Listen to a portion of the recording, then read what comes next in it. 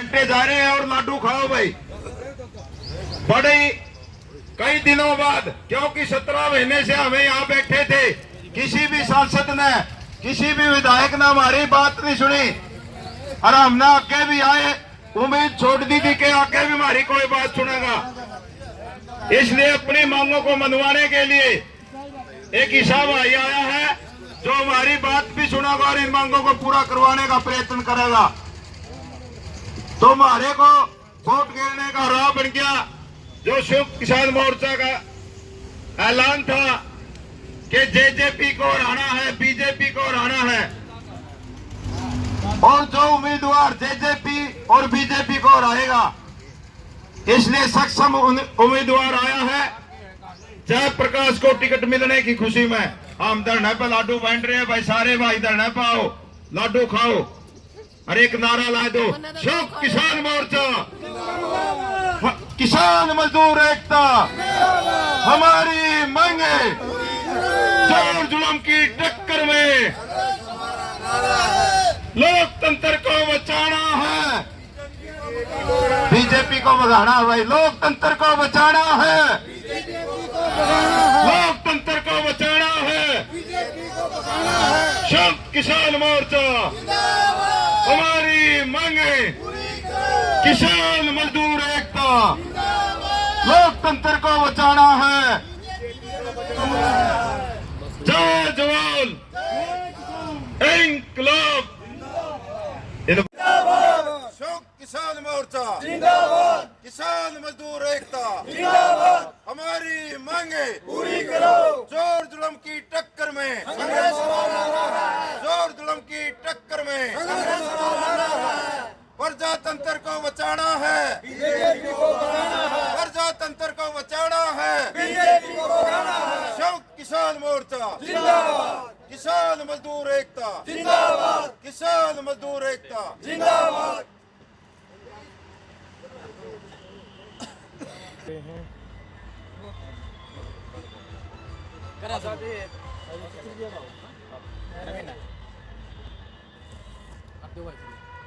आज किस खुशी में लाडू बांटे जाने लग रहे हैं?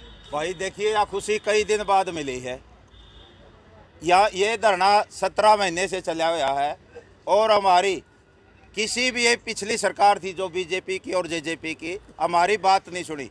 80-80 साल के बुजुर्ग यहाँ धरने पर लगातार बैठे हुए थे और हमें वोट गिरने का राह नहीं था।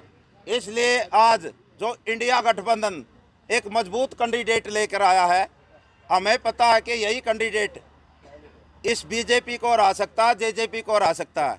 इसलिए जयप्रकाश को टिकट मिलने की खुशी में आज ऊंचाना धरने पर हमने लाडू बांटने का काम किया।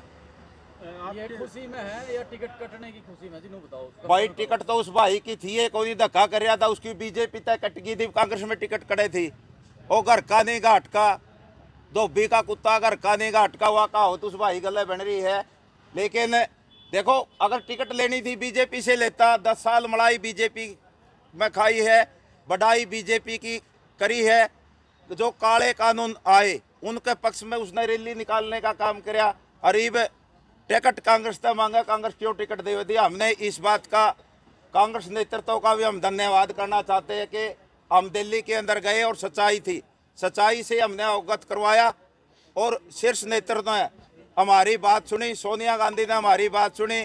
जो प्रभारी है दीपक बावरिया जी, उसने हमारी अच्छे तरीके से बात सुनी और हमारी बातों पर संज्ञान लेकर एक मजबूत कैंडिडेट हमारे को दिया।